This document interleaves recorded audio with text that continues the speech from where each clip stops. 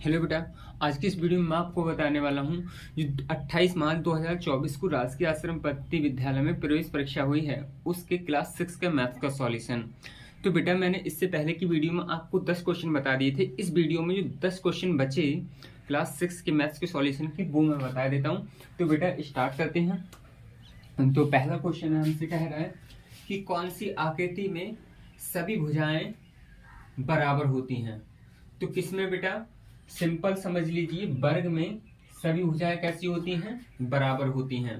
ठीक है, आयत में आमने सामने की भुजाएं कैसी होती हैं बेटा, बराबर होती हैं। इस भुजा के बराबर ये, इस भुजा के बराबर ये। और जबकि वर्ग में सभी भुजाएं कैसी होती हैं, बराबर होती हैं। सही करके बन जाओ भैया। ठीक है बेटा, थोड़ा आप समझने की कोशिश करना बेटा। इस सभी भुजाएं बराबर हैं। ठीक है, और वृत्त तो आप जानते ही हो, गोल त्रिभुज। ठीक है बेटा, फिलहाल अगले क्वेश्चन बढ़ते हैं। हमसे बोल रहा है यदि एक वर्ग की भुजा 4 सेंटीमीटर हो तो इसका क्षेत्रफल कितना होगा। तो देखो बेटा, आप लोग खूब अच्छे से जानते हो, ये रहा हमारा वर्ग, इसकी एक भुजा 4 सेंटीमीटर, इसका मतलब ये भी कितना होगा 4 सेंटीमीटर, ये भी कितना होगा 4 सेंटीमीटर, ये भी कितना होगा 4 सेंटीमीटर।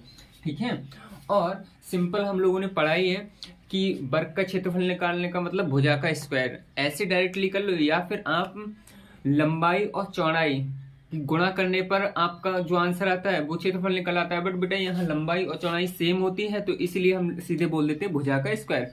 तो भुजा का स्क्वायर का मतलब 4 सेंटीमीटर का स्क्वायर कर देंगे, कितना आएगा 4 का 4 सेंटीमीटर स्क्वायर का मतलब 4 सेंटीमीटर गुणा 4 सेंटीमीटर, कितना आंसर आएगा 4 चौक 16 सेंटीमीटर का स्क्वायर। तो हमारा जो आंसर हो जाने वाला है, हमारा आंसर हो जाएगा बी।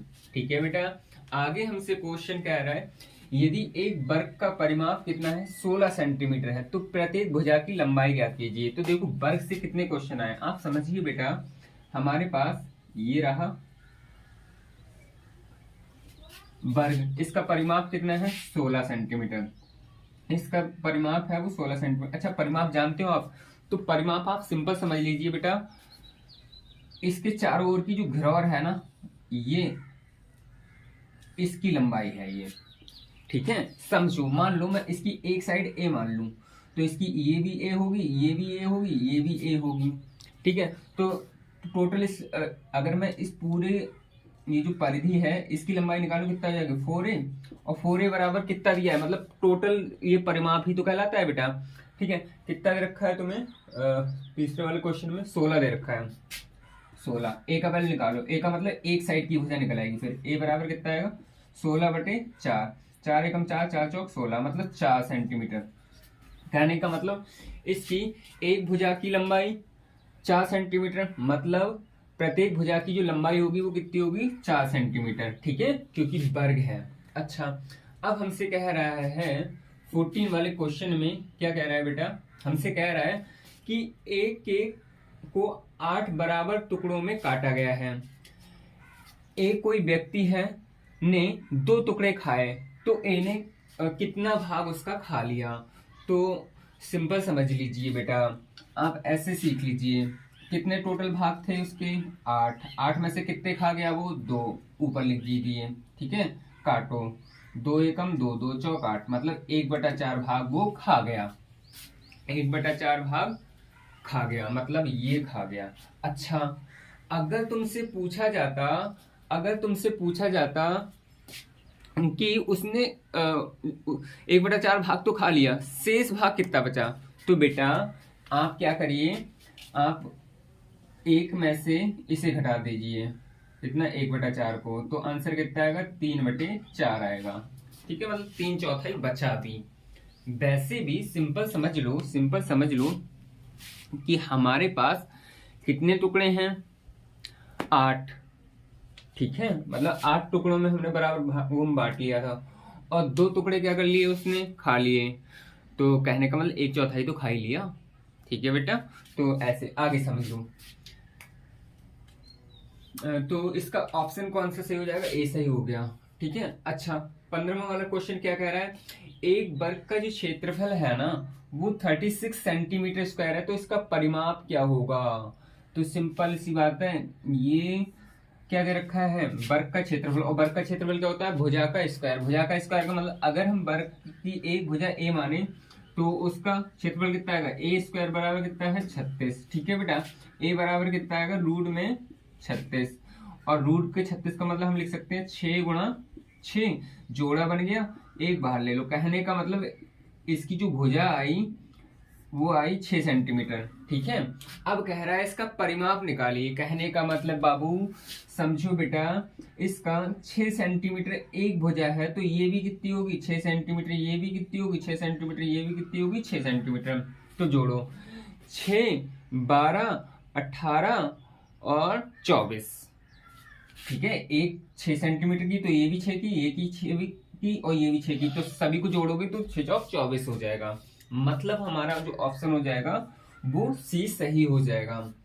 अब हमसे कह रहा है 50 का 1/5 निकालिए। कहने का मतलब बेटा 50 का 5वां हिस्सा निकालिए। ठीक है ना बेटा? तो देखो कैसे, वैसे भी मैंने सिखाया था आपको, कहाँ लिखा हो वहां क्या लगा दीजिए? गुणा का चिन्ह लगा दीजिए, और 1/5। ठीक है, 5 एकम 5,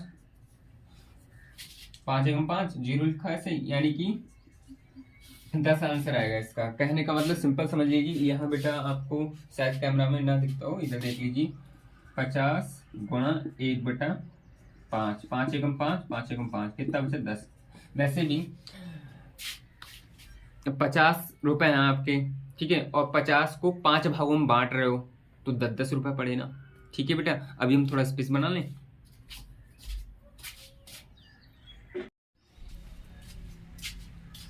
ठीक है बेटा, तो हम 17 वाला क्वेश्चन देखते हैं। हमसे बोलता है कि एक साइकिल 15 किलोमीटर प्रति घंटा की गति से चलती है। अगर साइकिल 2 घंटा चलाई गई तो कितनी दूरी तय करेगी?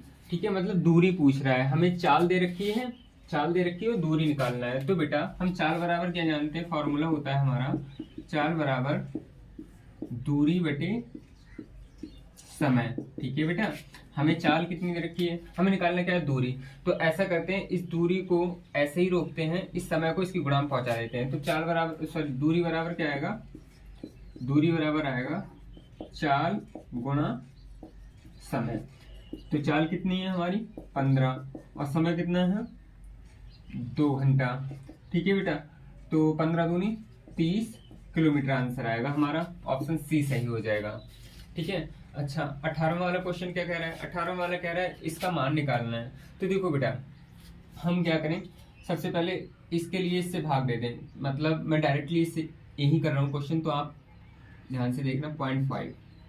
ठीक है, और इसको भी हम 0.5 लिख देंगे इससे। अब देखो, पॉइंट हटाया, 0 बढ़ाया, पॉइंट से ही पॉइंट हट गया।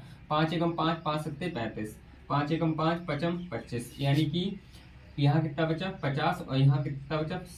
+7, यानी कि 50 + 7 बराबर कितना हुआ? 57। तो आंसर हमारा बी सही हो जाएगा। ठीक है बेटा, तीसरा वाला क्वेश्चन, सॉरी 19 वाला क्वेश्चन कर रहे हैं, कैसे करें? तो देखो बेटा, सिंपल सी बात है, हम क्या करें, जो बॉड मास आप लोगों ने पढ़ा होगा, इस रूल से कर लेते हैं। सबसे पहले हम छोटा सा ब्रैकेट सॉल्व करते हैं ये। तो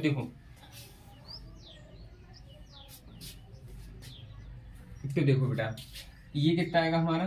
3 धाम 30, आंसर कितना है इसका? 30 आया। ठीक है, और फिर 50 में से 30 गए तो कितना बचा? 20 बचा। और ठीक है, ये ब्रैकेट खत्म। अब 100 में से 20 गया तो कितना बचा? 100 में से 20 गया, 80 बचा। अब क्या करें हम? इस 80 से 400 को भाग दे दें।